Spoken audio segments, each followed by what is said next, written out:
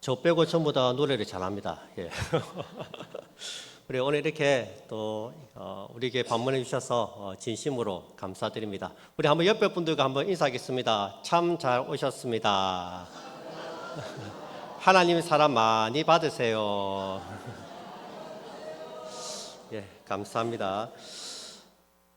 우리가 살고 있는 이 세상은 한 번밖에는 살 수가 없습니다. 지나갈 시간은 되돌아오지 않습니다. 그래서 인간의 인생을 일생이라고 말합니다. 한 번뿐인 인생이라는 뜻입니다. 우리가 있는 세상은 지나갈 시간은 되돌아오지 않기 때문에 사람들은 시간을 소중하게 생각합니다. 그래서 시간을 잘게 나누어서 사용합니다. 시, 분, 초로 나눕니다. 하루를 아침, 점심, 저녁으로 나눕니다. 제가 시간의 중요성에 대한 좋은 글이 있어서 한번 소개해 드리겠습니다. 1년의 소중함을 알고 싶다면 입학시험에 떨어진 사람에게 물어보라. 1개월의 소중함을 알고 싶다면 미숙아를 낳은 산모에게 물어보라. 하루의 소중함을 알고 싶다면 6명의 자녀를 둔 일용직 노동자에게 물어보라. 1시간의 소중함을 알고 싶다면 애인을 기다리는 사람에게 물어보라. 1분의 소중함을 알고 싶다면 열차 시간을 놓친 사람에게 물어보라. 1초의 소중함을 알고 싶다면 간발의 차이로 교통사고를 모면한 사람에게 물어보라. 0.02초의 소중함을 알고 싶다면 올림픽에서 은메달을 딴 선수에게 물어보라. 이처럼 시간은 1분 1초도 소중합니다. 여러분, 우리는 언젠가 인생의 무대에서 다 내려와야 됩니다. 이번 주에 수능 시험이 있었습니다. 시험을 치는 학생들은 한결같이 시간이 모자라다고 말합니다. 제발 시간을 더 달라고 해도 시간이 더 주어지지는 않습니다. 땡 하고 종이 치면 모든 것을 다 내려놓고 답안지를 제출해야 됩니다. 축구나 농구 같은 운동 경기도 마찬가지입니다. 시간이 조금만 더 있으면 점수차를 따라잡을 것 같은데 심판이 호루라기를 불면 그대로 게임 아웃입니다. 모든 것을 다 내려놓고 운동장 밖으로 나와야 합니다. 더 심각한 것은 정년퇴직입니다. 아무리 직장에 더 있고 싶어도 정년이 되면 물러나서 다른 일을 찾아야 합니다. 결정적으로 중요한 것은 인생의 정년, 죽음입니다. 죽음이 찾아오면 원치 않아도 죽음을 맞이해야 합니다. 여러분, 우리는 모두 다 주어진 시간이 끝나면 인생의 무대에서 내려와야 합니다. 여러분들은 지금까지 살아오면서 내가 생각한 대로, 내가 계획한 대로 일이 잘 되던가요? 사실 잘 되지 않습니다. 내가 생각했던 것과는 다르게 일이 진행되는 적이 많았습니다. 왜 그럴까요? 인생의 주인이 내가 아니기 때문입니다. 그래서 내 뜻대로 되지 않습니다. 우리네 인생의 주인이 따로 있습니다. 우리네 인생의 주인은 바로 하나님이십니다. 우리는 하나님께서 정하신 인생의 시간표 안에서 살아가고 있습니다. 오늘 전도서 저자는 우리네 인생에는 하나님이 정하신 때와 기한이 있다고 말씀하고 있습니다. 제가 앞에서 얘기했듯이 전도서는 지혜의 왕 솔로몬이 지은 책입니다. 솔로몬이 자기 인생을 다 살고 나서 한평생을 다 살고 나서 인생을 뒤돌아보면서 지은 책이 전도서입니다. 그가 인생을 되돌아보면서 깨달은 게 있습니다. 이 인생이 내 것이 아니라 하나님의 것이구나. 인생의 주인이 따로 있구나. 그걸 깨달은 것입니다. 그러면서 그가 하는 말이 1절에 보시면 범사에 기한이 있고 천하만사가 다 때가 있나니 모든 일에는 기한이 있고 다 때가 있습니다. 2절부터 한번 제가 읽어드리겠습니다. 이 다양한 삶의 범주 안에 들어가지 않는 사람은 아무도 없을 겁니다. 날 때가 있고 죽을 때가 있으며 심을 때가 있고 심은 것을 뽑을 때가 있으며 죽일 때가 있고 치료할 때가 있으며 헐 때가 있고 세울 때가 있으며 울 때가 있고 웃을 때가 있으며 슬퍼할 때가 있고 춤출 때가 있으며 돌을 던져 버릴 때가 있고 돌을 거둘 때가 있으며 안을 때가 있고 앉는 일을 멀리할 때가 있으며 찾을 때가 있고 잃을 때가 있으며 지킬 때가 있고 버릴 때가 있으며 찢을 때가 있고 깨맬 때가 있으며 잠잠할 때가 있고 말할 때가 있으며 사랑할 때가 있고 미워할 때가 있으며 전쟁할 때가 있고 평화할 때가 있느니라. 마치 우리네 인생을 요약해 놓은 것 같습니다. 여기에는 긍정적인 때가 14가지, 부정적인 때가 14가지입니다. 여러분, 우리네 인생은 동전의 양면과도 같습니다. 인생에는 좋을 때도 있고 또 안 좋을 때도 있습니다. 이 두 가지가 교차해서 나타납니다. 중요한 것은 사람에게는 좋을 때나 어려울 때에 대한 통제력이 없다는 것입니다. 내가 웃고 싶어도 웃지 못할 일들이 일어난다는 거예요. 2절부터 보시면 제일 먼저 나오는 것이 날 때와 죽을 때입니다. 2절입니다. 날 때가 있고 죽을 때가 있으며 심을 때가 있고 심은 것을 뽑을 때가 있으며 날 때와 죽을 때, 이것은 인생의 시작과 마침을 의미합니다. 태어날 때가 있고 또 죽을 때가 있습니다. 그런 말 많이 하잖아요. 올 때는 순서가 있어도 갈 때는 순서가 없다. 그런 말이 있지 않습니까? 심을 때가 있고 심은 것을 뽑을 때가 있다. 이 말은 농사를 지을 때를 가리킵니다. 우리가 봄에 씨를 뿌리고 가을에 열매가 맺히면 이제 결실을 해서 뽑아야 합니다. 모든 생명들은 시작이 있고 끝이 있다는 말씀입니다. 4절 이하에는 인생에서 만나는 여러 가지 때를 보여주고 있습니다. 4절에 보시면 울 때가 있고 웃을 때가 있으며 슬퍼할 때가 있고 춤출 때가 있으며, 여러분, 이 세상에는 영원한 슬픔도 영원한 고통도 없습니다. 고통과 아픔도 다 정해진 기한이 있습니다. 정해진 시간만큼 울고 정해진 시간만큼 슬퍼합니다. 영원히 울고 영원히 슬퍼하지는 않습니다. 언젠가 하나님의 때가 되면 고통과 슬픔도 끝이 날 것입니다. 하나님의 은혜의 때가 되면 울음이 바뀌어서 웃음이 될 것입니다. 슬픔이 변하여 춤을 추게 될 것입니다. 우리가 이것을 믿는다면 소망을 가질 수가 있습니다. 인간이 받는 스트레스 중에서 가장 큰 스트레스가 배우자의 죽음이라고 말합니다. 제가 아는 한 여집사님은 교통사고로 남편을 잃었습니다. 밤에 늦게 퇴근하고 집으로 오는데 반대편 트럭이 중앙선을 넘어서 이 남편의 차를 들이박은 것입니다. 그 자리에서 즉사를 했습니다. 이 여집사님이 얼마나 많이 울고 슬퍼하든지 정상적인 생활이 불가능할 정도였습니다. 제가 장례식장에 가서 설교를 하는데 무슨 말을 어떻게 해야 될지 모르겠더라고요. 어떻게 위로해 준 말이 없었습니다. 주위에서 저렇게 해서 어떻게 살겠나 다들 걱정을 많이 했습니다. 그런데 시간이 지나니까 다시 예전처럼 일상을 회복하는 것을 보았습니다. 물론 상처는 남아있겠지만 그래도 다시 예전으로 돌아오는 것을 보게 됩니다. 여러분, 이 세상에는 영원한 슬픔도 영원한 아픔도 없습니다. 하나님께서 정하신 때만큼 아파합니다. 계속해서 6절에 보시면 찾을 때가 있고 잃을 때가 있으며 지킬 때가 있고 버릴 때가 있으며, 이것은 소유에 대한 말씀입니다. 여러분, 영원히 내 것은 없습니다. 언젠가는 잃을 때가 있고 언젠가는 버릴 때가 있습니다. 그것이 우리가 가진 물질일 수 있고 또 사람이나 사람과의 관계일 수도 있습니다. 자식들도 때가 되면 다 떠나 보내야 합니다. 내가 소유한 부, 재산, 권력, 명예는 영원하지 않습니다. 잃을 때가 반드시 있다는 겁니다. 여러분, 우리가 살고 있는 이 땅을 한번 보세요.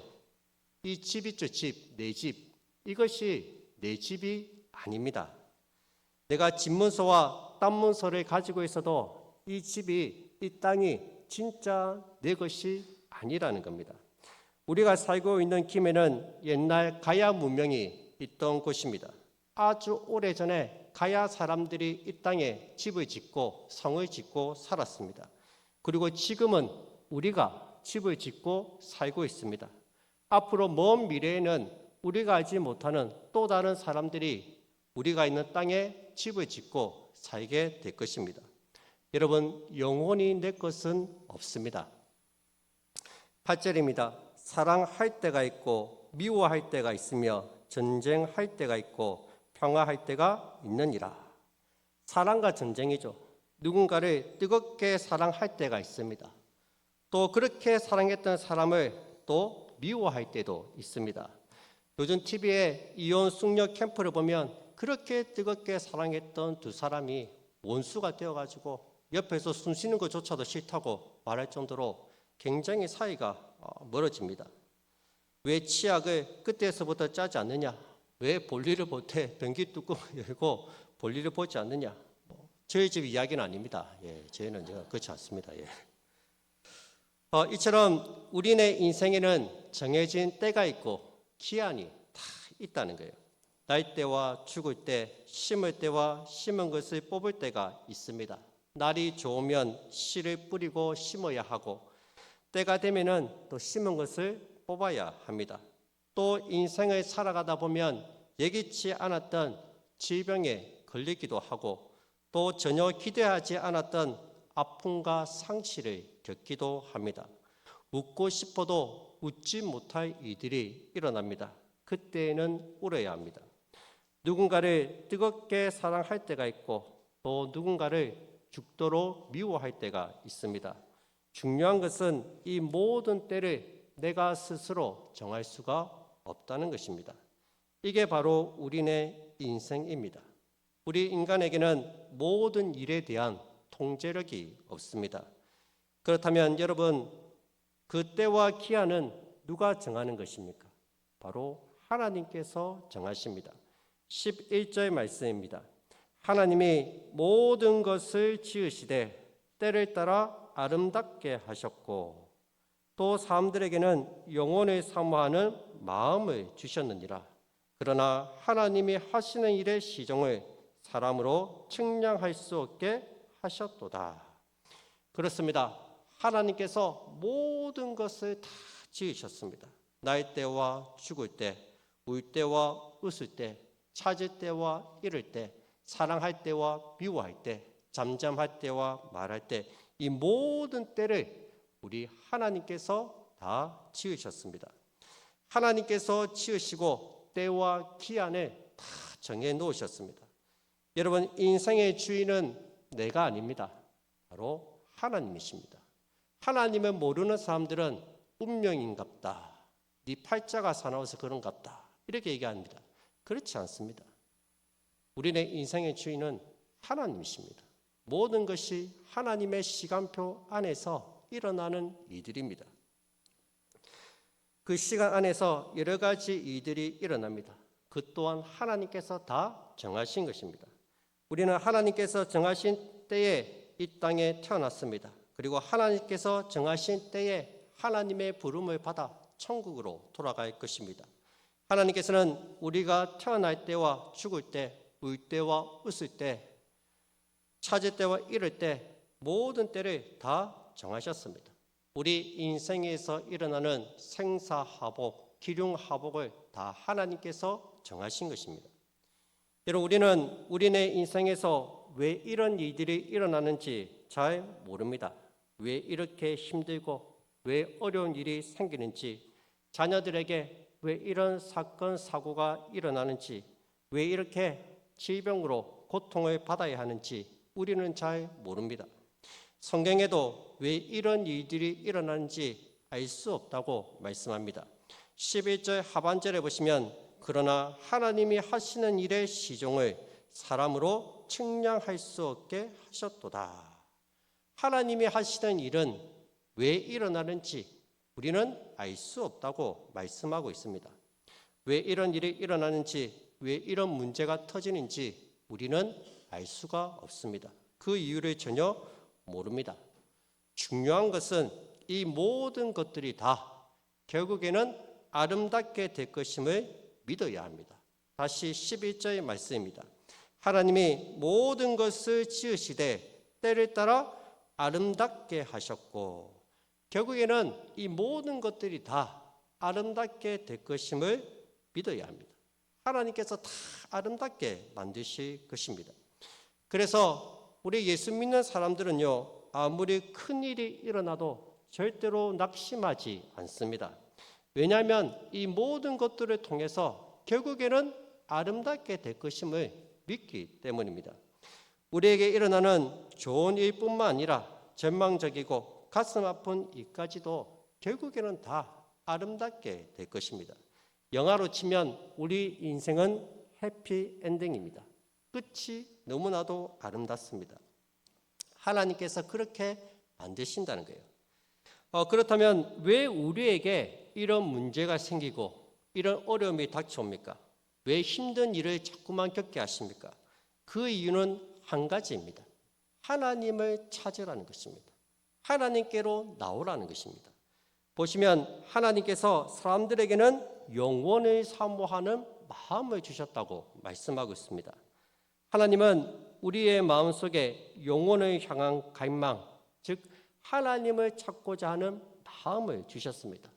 내 뜻대로 되지 않는 것을 볼 때마다 왜 이런 어려움이 오나, 뭔가 내가 알 수 없는 큰 뭔가가 자꾸 나를 이렇게 힘들게 하는 거 아닌가, 그렇게 생각이 될 때 우리는 조상을 내가 잘 못 모셔서 내가 제사를 똑바로 안 드려서 그렇다 생각하지만 그게 아니고 이 모든 일들은 다 하나님의 시간표 안에서 일어나기 때문에 하나님께로 나오라는 거예요. 해결할 수 없는 문제를 가지고 어떻게 할 수 없는 답답한 현실 속에서 전망하지 말고 하나님께로 나오라는 거예요. 하나님께로. 하나님을 찾으라는 것입니다. 이 모든 것들이 다 우리를 부르시는 하나님의 초청장입니다. 그래서 우리에게 일어나는 모든 이들은 하나님께로 인도하는 나침판입니다. 이 모든 이들을 통해서 하나님을 찾으시기 바랍니다. 여러분, 그 첫걸음이 결코 어렵지 않습니다.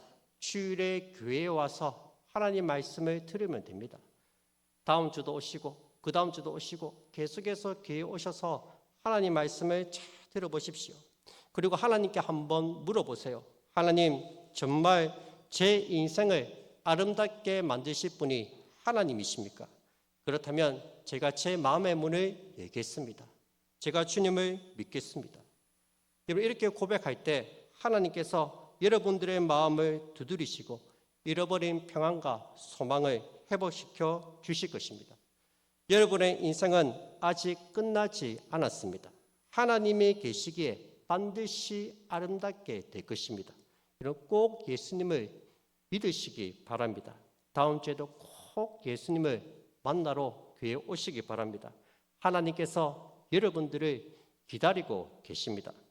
우리 예수님은 영원히 죽을 수밖에 없는 우리를 구원하시기 위해서 2000년 전에 이 땅에 내려오셨습니다. 그리고 우리의 죄를 사하여 주시려고 십자가에서 못 박혀 죽으시고 3일 만에 부활하셨습니다. 이 사실을 믿는 사람들은 하나님의 자녀가 되는 겁니다. 여러분, 우리도 우리 자녀를 위해서 목숨까지 다 줄 수 있지 않습니까? 뭐든지 다 주지 않습니까? 우리 자녀를 위해서라면 목숨을 걸고 지키고 보호하지 않습니까? 내가 하나님의 자녀가 되면 하나님이 우리 인생을 책임져 주신다는 거예요. 우리와 함께 하시고 우리를 인도하시고 우리를 지켜주신다는 것입니다. 예수님을 믿고 하나님의 자녀가 되는 큰 복을 누리는 우리 새가족분들과 우리 모든 손님들이 다 되시기를 주님으로 축복드립니다. 이 시간 한번 우리 주님을 마음에 영접하기 원하시는 분들은 한번 저를 따라서 한번 기도했으면 좋겠습니다. 우리 영접 기도문 한번 올려주시기 바랍니다. 저 보시고 같이 함께 우리 기도했으면 좋겠습니다. 한번 저를 따라서 한번 기도하십시다. 저를 따라하세요. 하나님 아버지, 오늘 저는 제 인생이 내 힘으로는 해결할 수 없다는 것을 깨닫습니다. 지금까지 제 마음대로 살아왔던 죄를 용서해 주옵소서. 예수님, 저를 사랑하셔서 저의 죄를 대신 지시고 십자가에서 죽으시고 부활하신 것을 믿습니다. 이제 저의 마음의 문을 엽니다. 제 안에 들어오셔서 제 삶의 주인이 되어 주옵소서. 저를 새롭게 하시고 하나님의 자녀로 삼아 주옵소서. 이제는 제 뜻이 아니라 하나님의 뜻대로 살기를 원합니다. 성령님, 저를 도와주시고 믿음 안에서 끝까지 주님을 따르게 해 주옵소서. 예수님의 이름으로 기도드립니다. 아멘. 감사합니다. 제가 한번 기도하겠습니다. 하나님 감사합니다. 오늘 이렇게 우리의 입술로 또 하나님께 고백을 올려드립니다. 이 시간 예수님을 나의 구주, 나의 하나님으로 영접하기를 원합니다. 하나님께서 우리 이 영접 기도를 한 우리 성도들, 우리 새가족들 마음에 찾아가셔서 하나님께서 주가 되어주시고 무엇보다 한 사람 한 사람 하나님의 자녀로 삼아 주시옵소서. 하나님께서 모든 때를 지으시고 때를 따라 아름답게 하셨다는 사실을 기억하며 하나님의 자녀가 되어 하나님께서 예배하신 풍성한 복을 받아 누릴 수 있도록 주님 은혜를 더하여 주시옵소서. 마음 가운데 역사하여 주시고 그 발걸음을 계속해서 교회로 인도하여 주시옵소서. 이 모든 것 살아계신 예수님의 이름으로 기도드립니다. 아멘.